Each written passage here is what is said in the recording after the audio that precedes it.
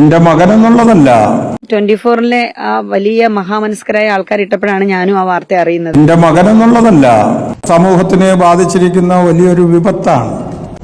അതിൽ എന്റെ മോഹനും കൂടി പെട്ടു എന്ന് മനസ്സിലാക്കി.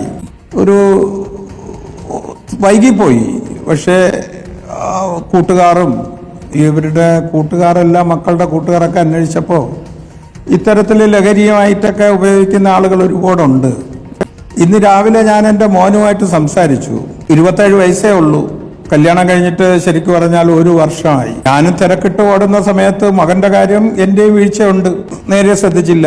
ഭാഗ്യമെന്ന് പറയാൻ 2 ദിവസത്തിന് മുമ്പേ പൂവാറ് വെച്ച് പിടിച്ചു. പലരും പറഞ്ഞു ഇവന്റെ കൂട്ടുകെട്ടും അത്ര ശരിയല്ല.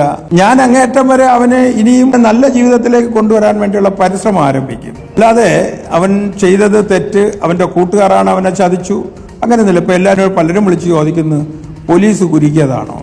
ഇല്ല, എനിക്ക് ആ പോലീസുകാരെ അറിയില്ല. പോവാറ് അവര് ചെയ്തതിന് ഞാൻ നന്ദി പറയുന്നു. ഇതേപോലെ ലഹരി കേസിൽ പിടിക്കപ്പെട്ടപ്പോൾ മറ്റൊരു പയ്യന്റെ രക്ഷിതാവും പൊതുപ്രവർത്തകരും പറഞ്ഞൊന്ന് നമുക്ക് കേൾക്കാം.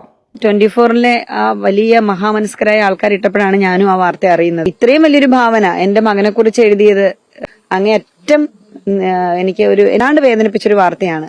മാധ്യമധർമ്മം ഇങ്ങനെയൊന്നും ആവരുത് എന്നാണ് ആദ്യം തന്നെ 24-നോടും ഏഷ്യാനെറ്റിനോടും എനിക്ക് അഭ്യർത്ഥിക്കാനുള്ളത്. അവർ മറ്റുള്ളവരുടെ ചോര കുടിച്ച് ജീവിക്കുന്നതിനൊക്കെ ചിലപ്പം ചിലർക്കെങ്കിലും സുഖം ഉണ്ടാവും.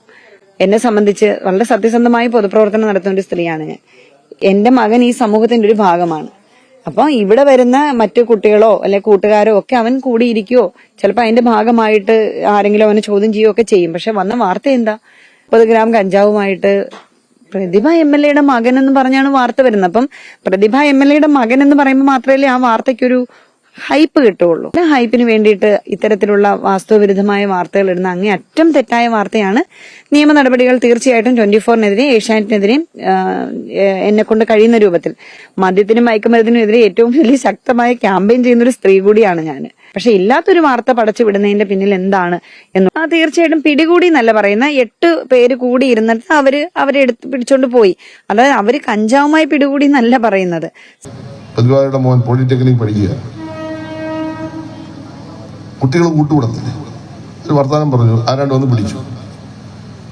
ആ കുട്ടി എന്തെങ്കിലും മോശപ്പെട്ട കാര്യം ചെയ്തെന്നൊന്നും ഒരു കേസിലും ഇല്ല. ആലോചിച്ചിട്ട് രക്തം പിടിയും കിട്ടുന്നില്ല.